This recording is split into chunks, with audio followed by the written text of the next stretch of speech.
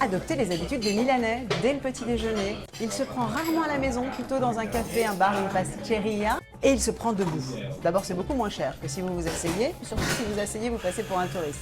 Il se prend à pied, dit. Ça s'appelle le petit déjeuner à pied.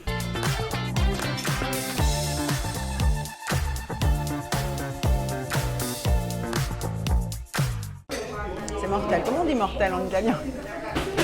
Visitez le fameux Théâtre de la Scala, il Teatro alla Scala, qui est l'opéra de Milan, l'une des plus célèbres scènes lyriques au monde, et en tout cas d'Italie probablement. C'était un lieu de socialisation depuis le XVIIIe siècle, depuis sa création. Aujourd'hui, c'est devenu vraiment un graal de décrocher un billet, parce que d'abord c'est assez cher et il faut s'y prendre très longtemps à l'avance. Sachez que vous pouvez quand même visiter le théâtre à peu près toute la journée. Renseignez-vous car à certaines heures le théâtre est allumé.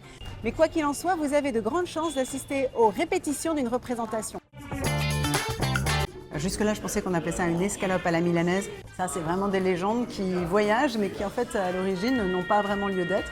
C'est donc une côte, pas la grosse côte de veau comme on la cuit chez nous en France de 4-5 cm, qui sera panée avec de la mie de pain et qui ensuite sera frite dans le beurre clarifié et pas dans l'huile. Ça, c'est très important. Allez, on attaque, hein.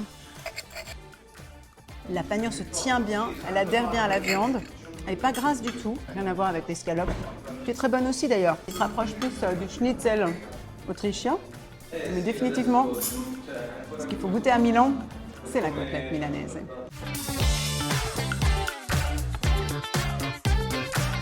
Osez l'association Gelato et Champagne chez Ciardini et Kenardel. Et petite gorgée de champagne. Modération. Et je dois dire que ça marche bien.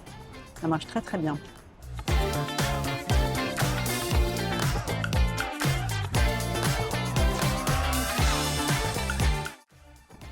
Profitez du panorama qu'offre le musée du Novecento sur les flèches du Duomo.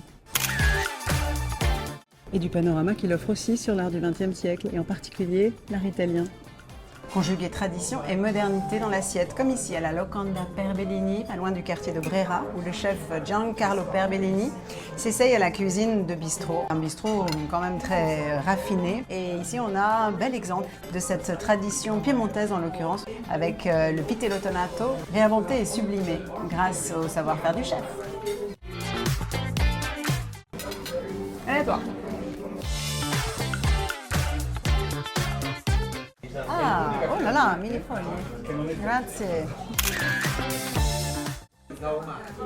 Visiblement, on n'a pas affaire à une crème pâtissière qui est la recette traditionnelle mais qui souvent est un peu lourde. On aurait plutôt affaire à une crème mousseline bien plus légère. Je savais que c'était la spécialité. Là, je dois dire, je ne suis pas déçue. Bon allez, je casse la croûte. J'ai jamais goûté un millefeuille aussi léger. C'est du grand art. Bravo Giancarlo.